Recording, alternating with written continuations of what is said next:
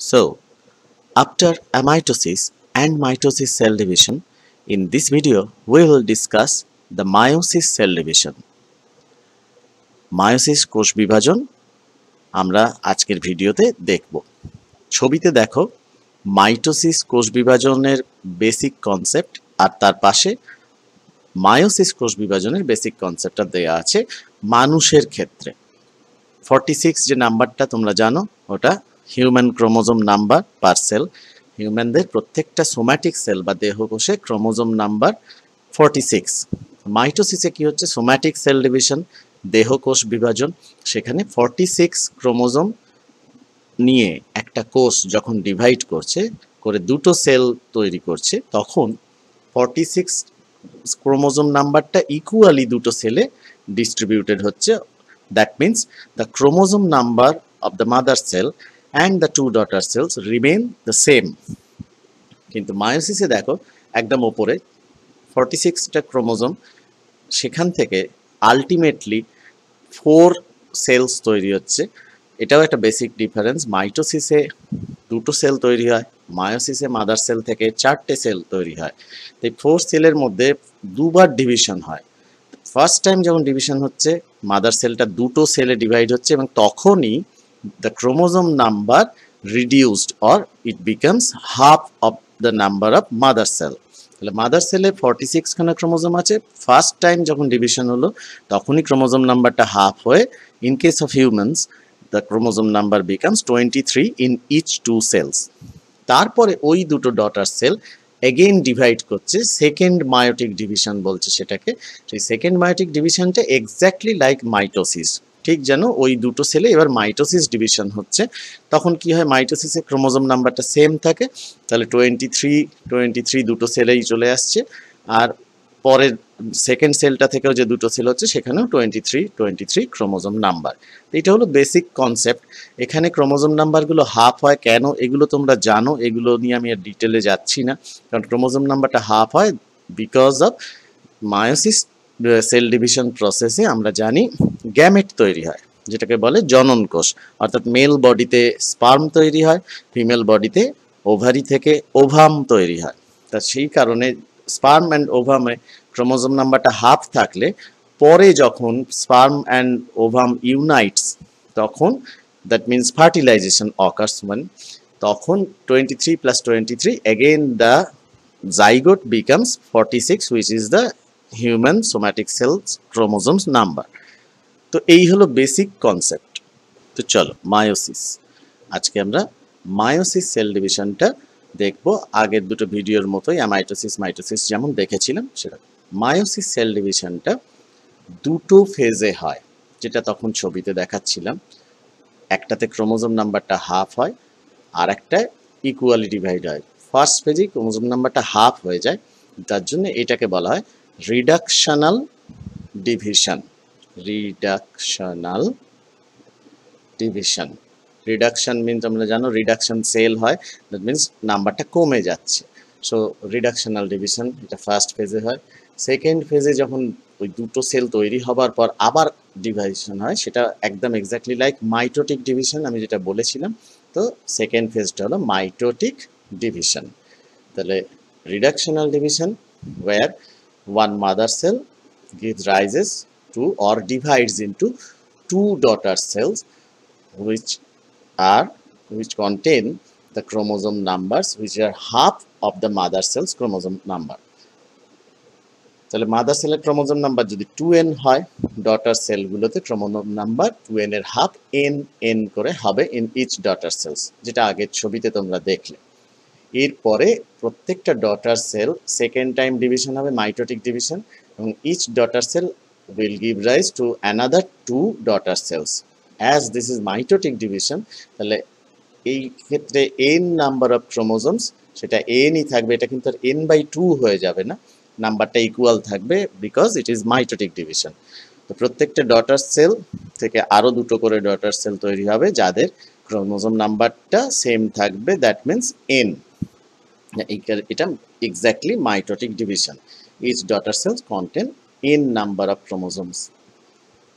ওকে, তো n করে দুটোতেই চলে এলো। one mother cells ultimately give rises to one mother cell ultimately produces four daughter cells. Okay, in cases of sperms, or it may be in case of producing ovum, there will be four daughter cell from a single mother cell. So reductional division and mitotic division. Reductional division is followed by mitotic division. এবার এই reductional ডিভিশনটা আমরা দেখব যে এইটার কি কি ফেজে এটা কমপ্লিট হচ্ছে। তো as usual, first phase is karyokinesis, that means division of the nucleus, which is followed by second phase cytokinesis, that means division of the cytoplasm. Cytokinesis, as I told before, karyon means nucleus and cyto word comes from cyto means cell. Karyokinesis as usually divided into prophase, metaphase, anaphase, telophase, but here karyokinesis occurs 2 times and cytokinesis occurs 2 times.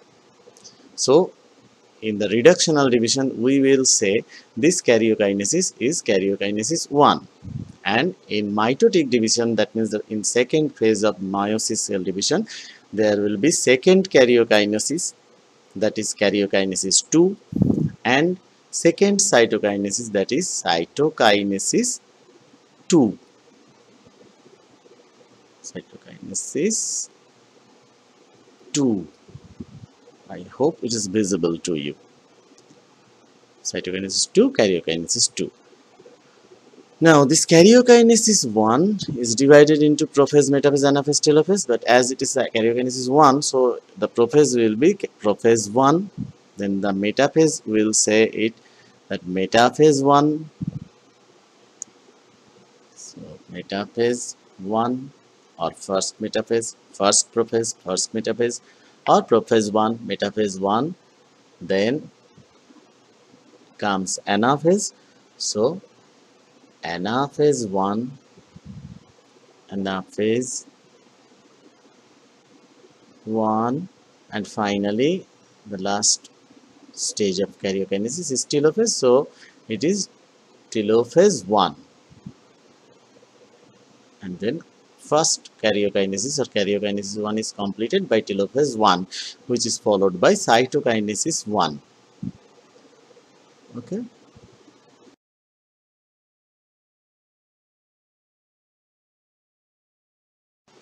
Which give rises to two daughter cells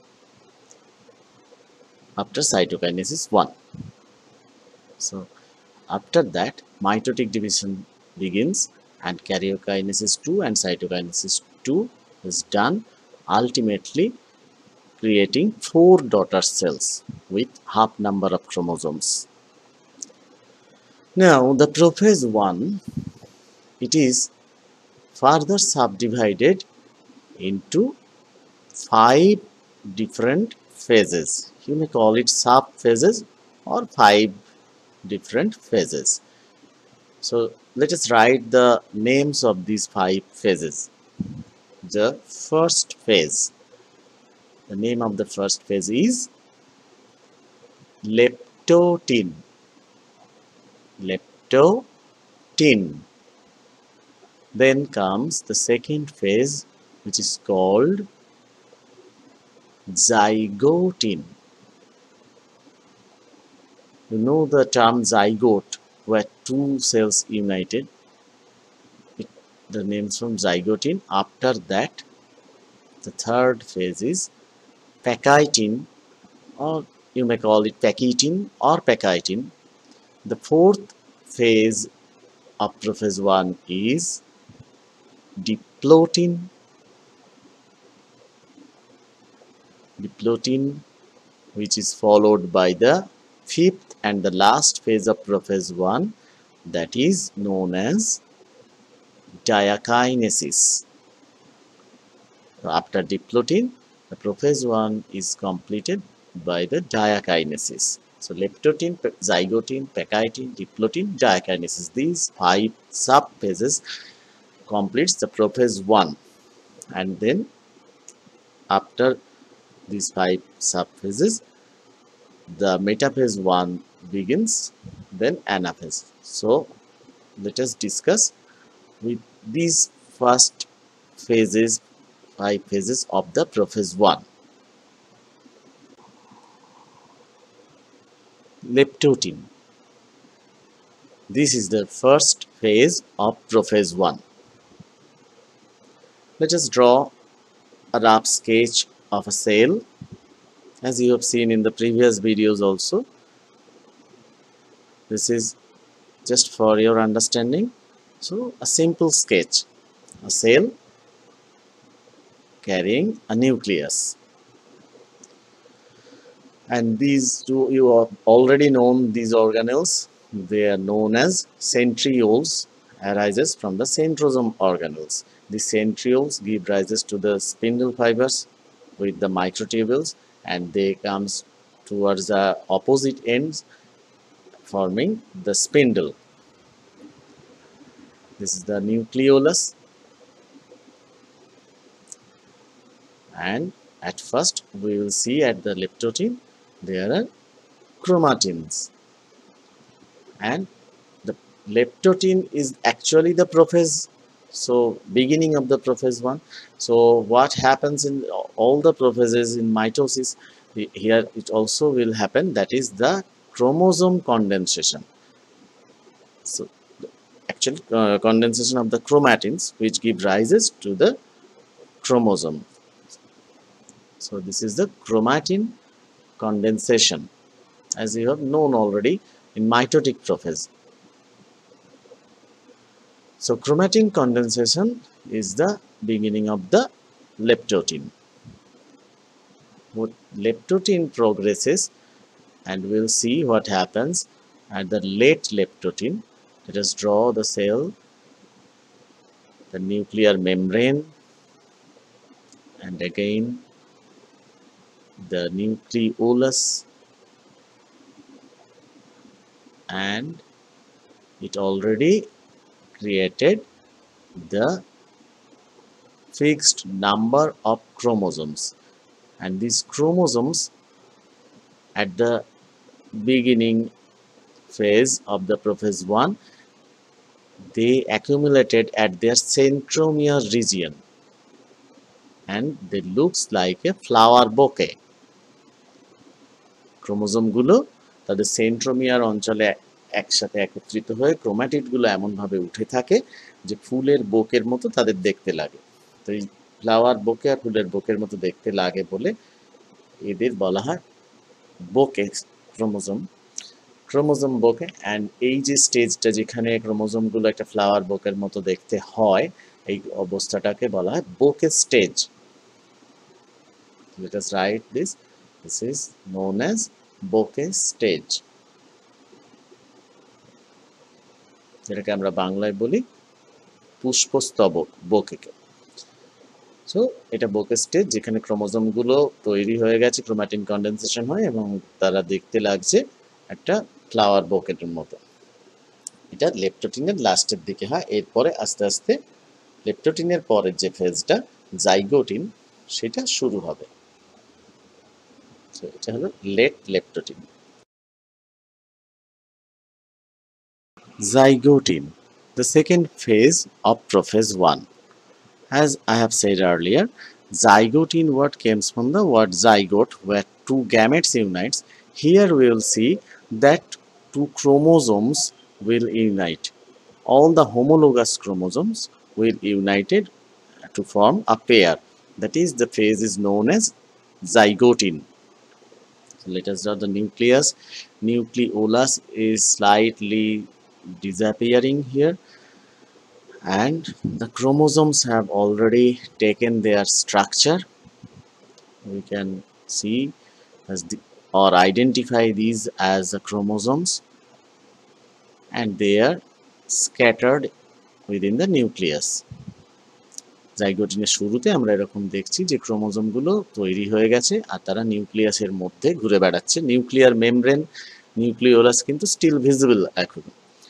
এবার জাইগোটিনের পরের দিকে আমরা গিয়ে দেখছি zygotene শুরু হয়ে গেছে। Zygotene নামটা যে জন্য হয়েছে যে পেয়ারিং, জাইগোট মানে স্পার্ম অ্যান্ড ওভাম পেয়ার করে যে সেলটা তৈরি করে ওটা যেমন জাইগোট, তেমনি এখানে ক্রোমোজোমগুলোর পেয়ারিং হয় বলে ওই রকমই টার্মটা ইউজ করা হয়েছে জাইগোটিন, অর্থাৎ pairing in the sense of pairing. এখানে লাস্টের দিকে আমরা দেখছি nucleolus is already disappearing, started to disappearing, not completely disappeared. আর যেগুলো হোমোলোগাস ক্রোমোজোম তারা নিজেদের কাছাকাছি এসে তারা একটা পেয়ারিং করছে। হোমোলোগাস ক্রোমোজোমগুলো এই যে পেয়ারিংটা করছে, এই পেয়ারিংটা এরা যখন জোড়ায় জোড়ায় আছে এদের বলছে বাইভ্যালেন্ট। তোমরা জানো বাই মানে দুই, আর ভ্যালেন্ট কথাটা ভ্যালেন্সি থেকে এসছে। ভ্যালেন্সি মানে যেটাকে বাংলায় বলে যোজ্যতা, অর্থাৎ জুড়ে থাকার যে ক্ষমতাটা, যোজন ক্ষমতা। তা ক্রোমোজোমগুলো এরকম জুড়ে আছে, তারা জোড়ায় জোড়ায় রয়েছে বলে এদের বাইভ্যালেন্ট বলছে। আর এরা কাছাকাছি এসেছে বলে, তোমরা নিউরনের সাইন্যাপস পড়েছো, you have already read about the synapse, the junction between the two neuron. তো এরা ওই রকম কাছাকাছি এসে জুড়ে আছে বলে এই জুড়ে থাকাটাকে বলা হয় সাইন্যাপসিস।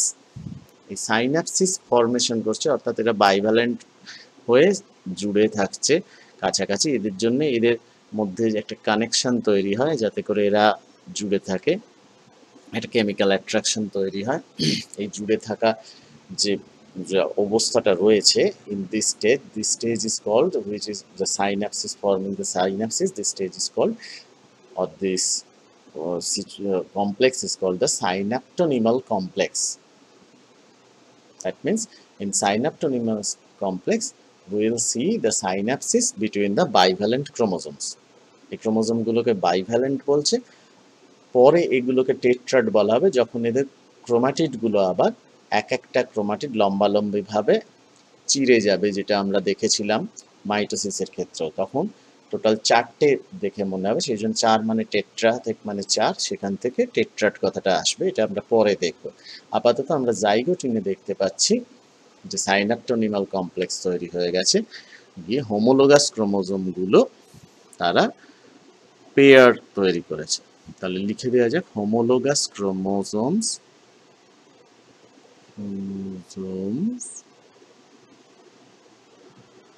এগুলো তারা পেয়ারিং করেছে।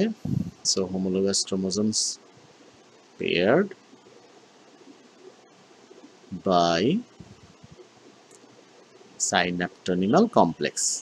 Okay, that means এই synaptonymal complex এরা হোমোলোগাস ক্রোমোজোমগুলোকে কাছাকাছি এনে তাদের পেয়ারিং করে রেখে দিল। এটা জাইগোটিনে এইভাবে তারা পেয়ার করলো, সেই জন্যই এটা জাইগোটিন এই ফেজটার নাম। এরপরে ফেজটা লেপ্টোটিন, জাইগোটিন, পরের ফেজটা যেটা হবে সেটা তোমরা অলরেডি জেনে গেছো যে প্যাকাইটিন। তাহলে এইটা জাইগোটিনের লাস্টের দিকে, তাই আমরা এটাকে লিখে দিতে পারি লেট জাইগোটিন। ওকে, চলো এবার প্যাকাইটিনে যাওয়া যাক। এগুলো কিন্তু আগেও বলেছি পরপর পরপর হয়, কেউ একটা হলো একটু রেস্ট নিল এরকম ব্যাপার না, পরপরই এগুলো চলতে থাকে। আমরা আমাদের বোঝার সুবিধার জন্যে এগুলোকে আলাদা আলাদা ঘটনা অনুযায়ী নাম দিয়ে দিয়ে ডিফারেন্সিয়েট করেছি, ডিফারেন্ট ফেজে ডিভাইড করেছি, কিন্তু অ্যাকচুয়ালি এটা একটু কন্টিনিউয়াস ফেনোমেনন। তো প্যাকেটিনে কি হয় দেখা যাক। সেলটা ড্র করে নিলাম ফার্স্টে। এখনো নিউক্লিয়ার মেমব্রেন কিন্তু আছে। প্রোফেজ যখন একদম এন্ড হয়ে যায়, মেটাফেজ শুরু হবার আগে আগে, তখন নিউক্লিয়ার মেমব্রেন আর নিউক্লিওলাস একদম ডিসঅ্যাপিয়ার করে যায়। এটা মাইটোসিসে আমরা অলরেডি দেখেছি। তো এখন তো প্রোফেজ শেষ হয়নি, প্রোফেজের সাবফেজগুলো চলছে, তো এখনো কিন্তু ওই জন্য নিউক্লিয়ার মেমব্রেনটা আছে। নিউক্লিওলাসটাও রয়েছে, স্লাইটলি ডিসঅ্যাপিয়ার করতেই পারে, যেটা ফাইনালি গিয়ে একদম ডিসঅ্যাপিয়ার করে যাবে প্রোফেজের লাস্টের দিকে। That means diakinesis. ক্রোমোজোমগুলো ওরা তো পেয়ার্ড হয়ে গেছিল, বাইভ্যালেন্ট ক্রোমোজোমগুলো ওরা সাইন্যাপটোনিমাল কমপ্লেক্স করে সাইন্যাপসিস করেছিল, সেগুলোকে আবার ড্র করা যাক। এবার ওরা হলো কি, ওদের যেটা বলছিলাম ক্রোমাটিডগুলো লম্বালম্বি চিরে গেল। The chromatids of each chromosome divides longitudinally. দুটো ছিল, that divides to form 2. ওর সঙ্গে যে হোমোলোগাস ক্রোমোজোমটা আছে তারও সেম জিনিস হলো, একটা ক্রোমাটিড দুটো করে হয়ে গেল, এদিকেও হোমোলোগাস ক্রোমোজোমটাও তাই হলো। হোমোলোগাস ক্রোমোজোম তোমরা জানো নিশ্চয়, the same the chromosomes which are structurally and genetically similar. এবার আমরা হোমোলোগাস ক্রোমোজোম গুলোকে দেখতে পাচ্ছি যে ওরা টোটাল যে বাইভ্যালেন্ট ছিল এখন কিন্তু হয়ে গেছে 4টে করে। তাহলে ওদের আমরা বলবো এবারে টেট্রাডস। ওকে, as I have already said, tetra means 4. Let us write this. Tetra is 4. 1 2 3 4 থেকে 4টে করে ক্রোমাটিড হয়ে গেছে। এইবার যেটা মজার ব্যাপার হবে, এই 4টে ক্রোমাটিড গুলো এরা যেগুলো হোমোলোগাস ক্রোমোজোমের মধ্যে নন সিস্টার ক্রোমাটিড গুলো একজন আরেকজনকে ক্রস করে ওভারল্যাপ করবে, যেটাকে আমরা বলি সবথেকে ইন্টারেস্টিং ফেনোমেনন মায়োসিসের, সেটা হলো ক্রস ওভার।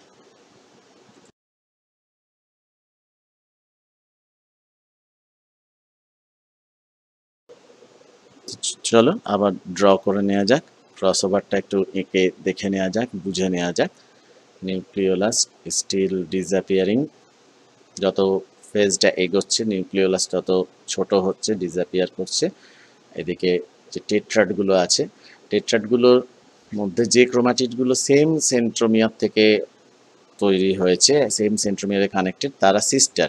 আর যারা ডিফারেন্ট সেন্ট্রোমিয়ার থেকে রয়েছে তাদের মধ্যে তাদের বলছে নন সিস্টার।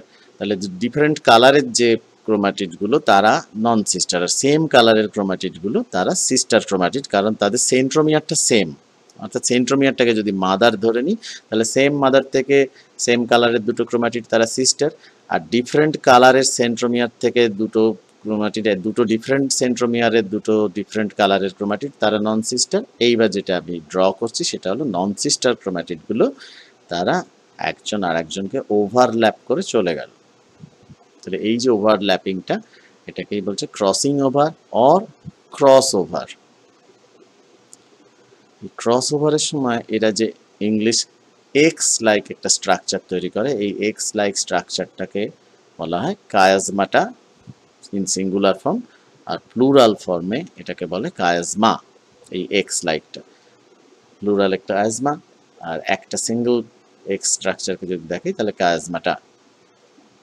ঠিক আছে, তাহলে এটা let us write this what I have said, that this is chiasmata. If I would label the two chiasmata, then I would have write the chiasma, not chiasmata, because it is the plural form. Okay, the X shape is called chiasmata, and this is the phenomenon is known as the crossover.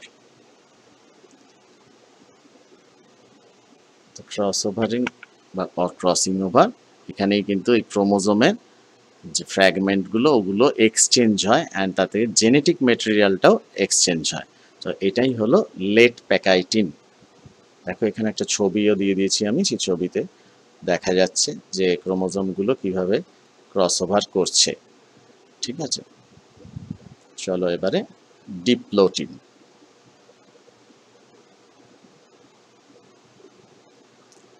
ডিপ্লোটিনের sell স্ট্রাকচারটা এঁকে নেওয়া হলো। Still nuclear membrane is there. Nucleolus is still disappearing but visible, and the crossover chromatids, non-sister chromatids, they will now exchange their fragments.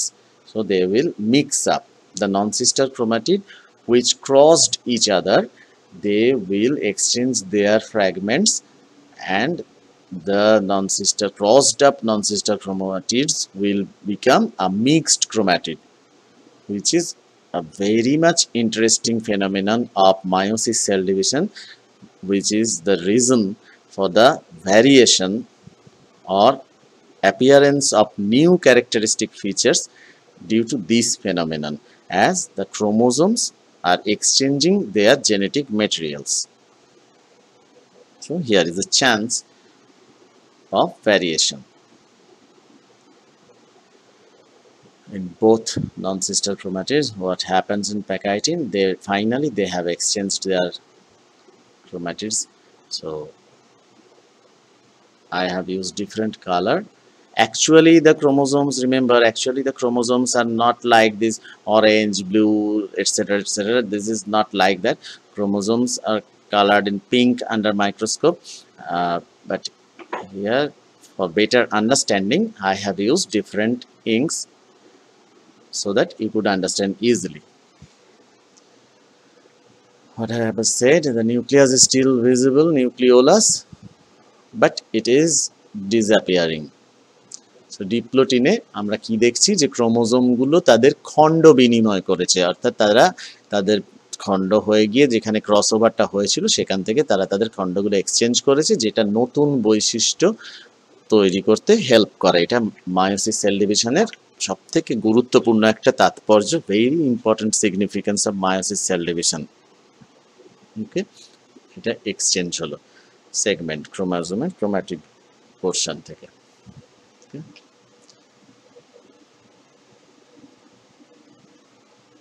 এবার যেগুলো লিখছি একটু দেখে নাও। এই সময় ডিপ্লোটিনে তাহলে কি হচ্ছে আমি লিখে দিলাম, সেগমেন্ট এক্সচেঞ্জ হয়ে গেছে। আর সেকেন্ড ফেনোমেনন যেটা আমরা দেখতে পাচ্ছি, সাইন্যাপটোনিমাল কমপ্লেক্স এবার আস্তে আস্তে ডিসলভ করে যাচ্ছে, যাতে পেয়ারিংটা আস্তে আস্তে আর না থাকে। ক্রোমোজোমগুলো এবার আস্তে আস্তে পেয়ারিং থেকে বেরিয়ে আসছে, কারণ ওদের পারপাসটাই ছিল যে পেয়ারিং করে ওরা নন সিস্টার ক্রোমোজোমের ক্রোমাটিডগুলোর মধ্যে ক্রস ওভার করে জাস্ট সেগমেন্ট এক্সচেঞ্জ করবে, করে নিউ ক্যারেক্টারিস্টিক ফিচার্স আনবে। সেটা হয়ে গেছে, যার জন্য সাইন্যাপটোনিমাল কমপ্লেক্স ডিসলভ করে গেল। ডিপ্লোটিনের পরে এবার ডায়াকাইনেসিসের সময় আমরা দেখতে পাচ্ছি যে নিউক্লিওলাস আর nuclear membrane almost disappeared, they are disappearing and almost disappeared. আর ক্রোমোজোমগুলো which are already a new type of chromosomes with a mixed segments, তারা আস্তে আস্তে পেয়ারিং ছেড়ে দিয়ে তারা ঘুরে বেড়াচ্ছে। ঠিক প্রোফেজের লাস্টের দিকে ক্রোমোজোম, যেটা মাইটোসিসে তোমরা দেখেছিলে, মাইটোসিস ভিডিওটা যদি কেউ না দেখে থাকো তারা আরেকবার দেখে নিও। প্রত্যেকটা ভিডিও দেখে তোমরা কিন্তু কমেন্টে জানাবে যে বুঝতে পারছো কিনা, যদি আরো কিছু সাজেশন দেওয়ার থাকে বা যদি মনে আরো কিছু বললে ভালো হয় সেগুলোও কমেন্টসে জানাবে। তো সেটা মাইটোসিসে আমরা যেরকম দেখেছিলাম, ফাইনালি ক্রোমোজোম ফর্ম করার পর তারা পুরো নিউক্লিয়ার মেমব্রেন টোটালি ডিসঅ্যাপিয়ার করে যায়, আর ক্রোমোজোমগুলো এদিক ওদিক ঘুরতে থাকে, যেগুলোকে পরে টেনে এনে ঘাড় ধরে টেনে এনে একদম স্পিন্ডল ফাইবারগুলো কি করে তাদের একটা লাইনে, যেটা নিরক্ষীয় অঞ্চল বলে, সেই জায়গায় তাদের লাইন দিয়ে সাজিয়ে দেয়। তা লেট ডিপ্লোটিনে আমরা দেখতে পাচ্ছি যে nuclear membrane almost disappeared, nucleolus almost disappeared, আর পেয়ারিংটাও আর নেই। ক্রোমোজোমগুলো মিক্সড আপ হয়ে গিয়ে ওরা তখন নিউক্লিয়ার মেমব্রেন থেকে বেরিয়ে চলে যেতে চাইছে। নিউক্লিয়ার মেমব্রেনটা ডিসঅ্যাপিয়ার করলেই ওরা চলে যাবে সাইটোপ্লাজমের মধ্যে। আর যেটা এতক্ষণ এগুলো দেখাবো বলে যেটা ড্র করিনি আমি, যে মেন ফোকাসটা এখানে ছিল, সেটা হলো অলরেডি স্পিন্ডল কিন্তু তৈরি হতে শুরু করে দিয়েছে, এবং স্পিন্ডলটা তৈরি করছে অ্যানিমাল সেলের ক্ষেত্রে। তোমরা জানো সেন্ট্রোজোমে সেন্ট্রিওল দুটো, যদি এটা প্ল্যান্ট সেল হতো তাহলে centriole, there is no centriole আর there is no centrosome like organ in plant cell. সেখানে মাইক্রোটিউবিউলস গুলো স্পিন্ডল তৈরি করে, আর এখানে অ্যানিমাল সেলেও মাইক্রোটিউবিউলস লাগে, সেই মাইক্রোটিউবিউলস গুলোকে অ্যাকুমুলেট করে স্পিন্ডলটা বানায় সেন্ট্রিওল গুলো। তো ডায়াকাইনেসিস আমরা স্কেচ করে নিলাম, সেই রাফ স্কেচ। ছবিগুলো যেরকমই হোক না কেন, সেটা জাস্ট আসল ব্যাপারটা বুঝে নেওয়ার জন্য। তোমরা দেখো, তোমরা যখন এক্সামে আঁকবে তখন অনেক সুন্দর করে আঁকবে আমি জানি, তা এখন জাস্ট এটা বুঝে নাও। নিউক্লিয়ার মেমব্রেন কিন্তু আর নেই, ডায়াকাইনেসিস মানে প্রোফেজ ওয়ানের লাস্টের দিকে একদম, এরপরে মেটাফেজ ওয়ান শুরু হয়ে যাবে। সো নিউক্লিয়ার মেমব্রেন ডিসঅ্যাপিয়ার্ড, ক্রোমোজোমগুলো পুরো সাইটোপ্লাজমের মধ্যেই ঘুরে বেড়াচ্ছে এখন, এবং ওদের ওই ঘুরে বেড়ানো ক্রোমোজোমগুলোকে ধরে এনে একটা জায়গায় দাঁড় করানোর জন্যই স্পিন্ডল ফাইবার তৈরি হয়ে স্পিন্ডল ফাইবারের মানে স্পিন্ডল শেপটা তৈরি হবে। স্পিন্ডল ফাইবারগুলো কি হয় এটাও মাইটোসিস ভিডিওটায় বলা আছে, যারা দেখেছো বা যারা বইটা পড়েছো মাইটোসিসে, সেটা হলো স্পিন্ডল ফাইবারগুলো এসে ক্রোমোজোমের সেন্ট্রোমিয়ারের যে কাইনেটোকোর প্রোটিনটা থাকে সেই কাইনেটোকোর প্রোটিনের সাথে অ্যাটাচড হয়ে ক্রোমোজোমগুলোকে তারা আস্তে আস্তে অ্যাটাচ করে দিচ্ছে। এখানে আমরা স্কেচটা করে নিচ্ছি, স্কেচে অরেঞ্জ আর ব্লু কালার দিয়ে ইউজ করেছি যাতে ব্যাপারটা বুঝতে পারো যে ক্রোমোজোমগুলো মিক্স আপ হয়ে গেছে। বারবার বলছি ইন রিয়ালিটিতে কিন্তু এরকম অরেঞ্জ, ব্লু, রেড এই ধরনের নানা রকম কালারফুল ক্রোমোজোম কিন্তু থাকে না। তোমরা যেখানে যেরকমই পিকচার পাও না কেন যে ডিফারেন্ট কালারগুলো ইউজ করা হয় জাস্ট এক্সচেঞ্জ অফ সেগমেন্ট, সেটা যাতে বোঝা যায় ব্যাপারটা কি হচ্ছে সেটা ক্লিয়ারলি বোঝার জন্য। তা অলরেডি মাইটোসিসের মতো স্পিন্ডল ফর্ম করতে শুরু করে দিয়েছে ডায়াকাইনেসিসে, স্পিন্ডল ফর্মেশন চলছে। এই স্পিন্ডলগুলোই এসে ক্রোমোজোমের সেন্ট্রোমিয়ারের কাইনেটোকোর প্রোটিনকে অ্যাটাচ করবে এবং তারপরে ওদের ক্রোমোজোমগুলোকে একটা লাইনে দাঁড় করিয়ে দেবে। যে দুটো দিকে সেন্ট্রিওল দুটো দিকে যদি থাকে, সেই দুটো যদি পোলার রিজিয়ন হয় তাহলে তার মাঝামাঝি যে 90 ডিগ্রি অ্যাঙ্গেল সেখানে ক্রোমোজোমগুলো দাঁড়িয়ে যাবে। তো এইটাই হলো ডায়াকাইনেসিস। সেটা পরে শুরু হচ্ছে metaphase one. So diakinesis is followed by metaphase one.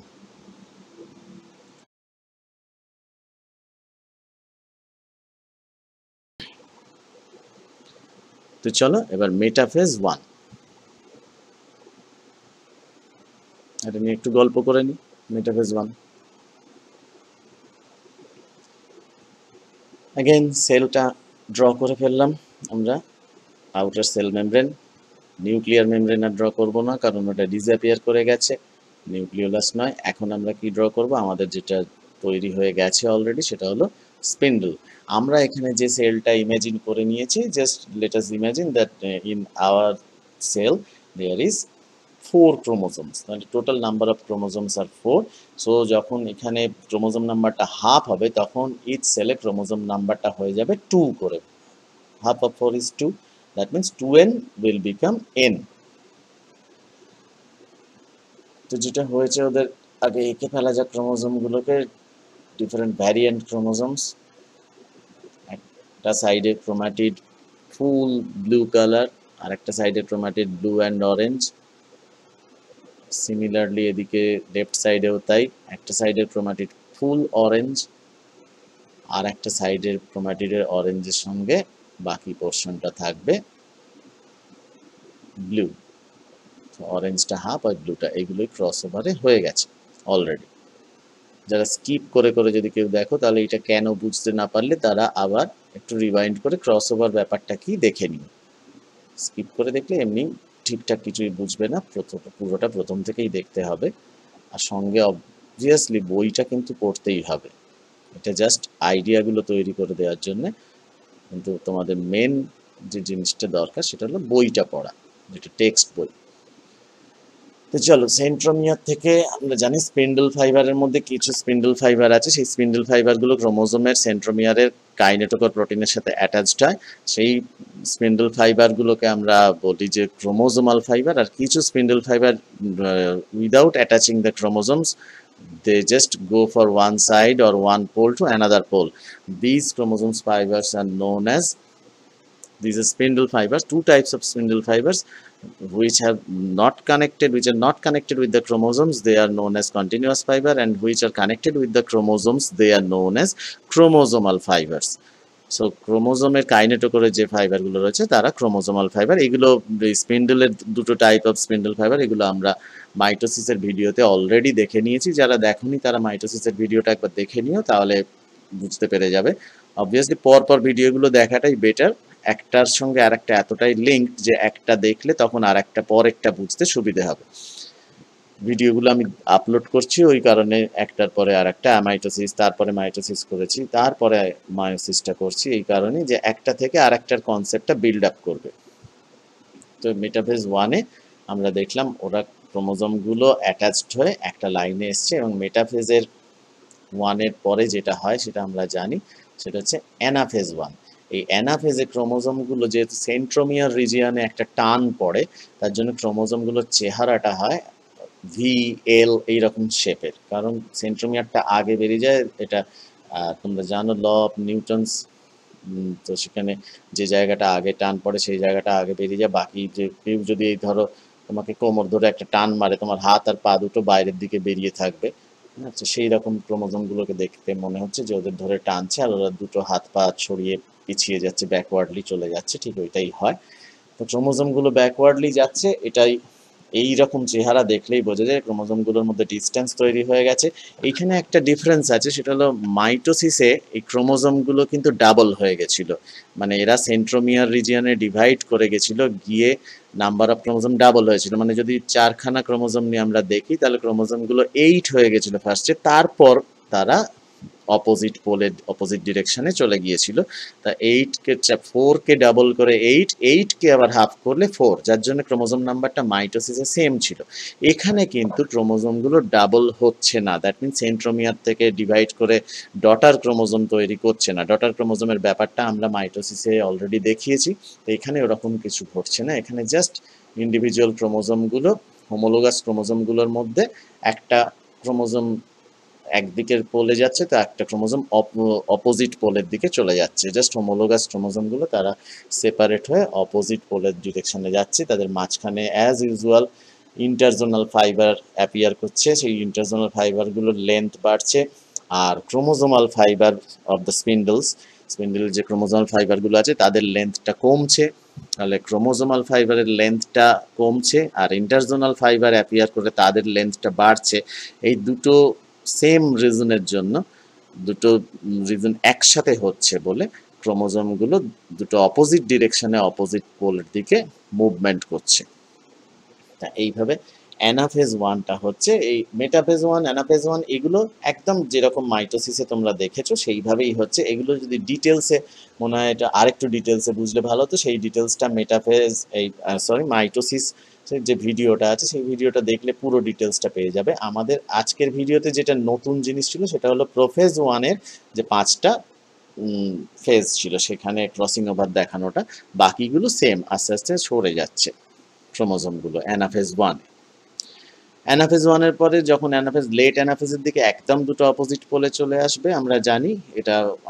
তোমরা যারা দেখেছো অলরেডি মাইটোসিসের ভিডিওটা বা মাইটোসিস সম্পর্কে যারা পড়ে ফেলেছো, যে কনসেপ্ট আছে তারা জানো। তার অপোজিট পোলে চলে আসার পর টেলোফেজ 1 শুরু হবে। টেলোফেজ 1-এ যেটা মাইটোসিসের টেলোফেজে যা হতো তাই হতো, অর্থাৎ প্রোফেজের ঠিক উল্টো, নিউক্লিয়ার মেমব্রেনগুলো রিঅ্যাপিয়ার করবে, নিউক্লিওলাস রিঅ্যাপিয়ার করবে। দেখো ছবিতেও তাই দেখা যাচ্ছে, তারা রিঅ্যাপিয়ার করছে। আর ক্রোমোজোমগুলো এখন আর স্পিন্ডেলের সাথে অ্যাটাচড নেই, তারা ফ্রিলি ঘুরে বেড়াচ্ছে। আবার ওই রিঅ্যাপিয়ারিং নিউক্লিয়ার মেমব্রেনের মধ্যে থেকে তারা ফ্রিলি ঘুরছে। এবং এই সময় কিন্তু সাইটোকাইনেসিসটাও আস্তে আস্তে শুরু হতে থাকে, অর্থাৎ অ্যানিমাল সেলে তাদের সেল মেমব্রেন যেটা আছে, প্লাজমা মেমব্রেন, সেটা ফারোয়িং হয়ে ক্লিভেজ তৈরি করে একটা। আর প্ল্যান্ট সেল হলে সাইটোকাইনেসিসটা তোমরা জানো, ফার্স্টে সেল প্লেট তৈরি হয়, সেল প্লেটের উপর ফ্র্যাগমোপ্লাস্ট গ্র্যানিউল, তারপর সেলুলোজ, হেমিসেলুলোজ, এগুলো নিয়ে আস্তে আস্তে একটা সেল ওয়াল তৈরি হয়ে সাইটোপ্লাজমটা ডিভাইড করে। তো এখানে টেলোফেজে আমরা দেখতে পাচ্ছি, টেলোফেজ 1-এ যেটা মাইটোসিসেও দেখেছিলাম, ক্রোমোজোমগুলো এই ভ্যারিয়েন্ট ক্রোমোজোমগুলো যাদের মধ্যে মিক্সিং হয়ে গেছে অলরেডি, সেই জন্য কালারগুলো ইউজ করছি ডিফারেন্ট কালার, সেগুলো দুটো অপোজিট সাইডে চলে এসছে। দুখানা নিউক্লিয়ার মেমব্রেন তৈরি হয়ে দুটো নিউক্লিয়াস ফর্ম করতে শুরু করে দিয়েছে। এবং এটাই হলো টেলোফেজের একদম শুরু, টেলোফেজ 1 বলবো এটাকে আমরা। তো সেই টেলোফেজ 1 শুরু হচ্ছে, হয়ে নিউক্লিয়ার মেমব্রেন রিঅ্যাপিয়ার করছে। আর সাইটোপ্লাজমটা আস্তে আস্তে প্লাজমা মেমব্রেনটা ভেতর দিকে ঢুকে যাচ্ছে, ঢুকে সেই ক্লিভেজ তৈরি করছে। ক্লিভেজ তৈরি করার জন্য যেটা হয়, একটা খাঁজ তৈরি হয় যেটাকে বলে ফারোয়িং। ফারো মানে হচ্ছে একটা খাঁজ হয়ে লম্বা খাঁজ চলে যাচ্ছে, তো সেটা ফারোয়িং হয়ে একটা ক্লিভেজ ফর্মেশন হচ্ছে। সেলটাকে দেখতে এরকম ক্লিভেজ ফর্মেশন হয়ে সেলটা আলটিমেটলি দুটো সেলে ডিভাইড করে যায়। So furrowing, formation of cleavage by furrowing. Okay, তো এইটা আস্তে আস্তে কি হচ্ছে, আরো বাড়ছে। এবার যদি আমরা শর্টে একটু দেখি, ফারোয়িংটা আরও বেড়েছে, ক্লিভেজটা আরও ডিপ হয়ে গেছে, আর দুটো সেল পরিষ্কার বোঝা যাচ্ছে, দুটো সাইটোপ্লাজম, তার মধ্যে নিউক্লিয়ার মেমব্রেন কমপ্লিটলি অ্যাপিয়ার করে গেছে, নিউক্লিওলাস অ্যাপিয়ার করেছে। আর ক্রোমোজোমগুলো কি হবে, ক্রোমোজোমগুলো তারা আবার হাইড্রেটেড হবে আর ডিস্পাইরালাইজেশন হয়ে ক্রোমোজোমগুলো আবার ক্রোমাটিন ফরমেশন করবে। আমরা দেখতে পাচ্ছি এই ক্রোমাটিনগুলোর মধ্যে কিন্তু এখন নতুন ক্যারেক্টারিস্টিক এসে গেছে, যার জন্য ক্রোমাটিন ফাইবারের মধ্যে ডিফারেন্ট কালারগুলো দিচ্ছি, কারণ এই কালার এক্সচেঞ্জ দিয়েই আমরা বুঝিয়েছি যে অ্যাকচুয়ালি ক্রোমাটিডের জেনেটিক মেটেরিয়াল এক্সচেঞ্জ হয়েছে। তা এটা মিওসিসের one of the most important significance. And another significant is meiosis ক্রোমোজোম নাম্বারটা হাফ হয়, দ্যাট মিনস যখন দুটো গ্যামেট তৈরি হওয়ার সময় মেয়োসিস হয়, তো মেয়োসিস গ্যামেট তৈরি হওয়ার সময় two gametes unite, so the chromosome number is actually remains the same. That means n plus n is equals to 2n. তো আজকের মায়োসিসের আড্ডা এখানেই শেষ। মায়োসিস সেল ডিভিশন নিয়ে যেটুকু একটু ডিসকাস করার দরকার ছিল, একটু বুঝে নেবার দরকার ছিল, এই আড্ডায় আমরা সেটাই একটু বুঝে নিলাম। এর বাইরেও অনেক কিছু ডিটেলিং আছে, সেটা বইতেই পেয়ে যাবে। মেন বোঝার ব্যাপারটাই আমি এখানে ফোকাস করলাম, ডিসকাস করলাম এবং বোঝানোর চেষ্টা করলাম। স্টিল বইটা পড়ে এবং ভিডিওটা দেখে তোমাদের যদি কোনো কোয়ারিজ থাকে তাহলে অবশ্যই সেটা আমাকে কমেন্ট বক্সে লিখে জানাবে। যদি কোনো সাজেশন থাকে ভিডিওগুলো তৈরি করার ব্যাপারে তাহলে সেগুলো আমাকে জানাবে। আর পড়াশোনাটা অবশ্যই ভালো করে করবে সবাই। সকলে ভালো থেকো।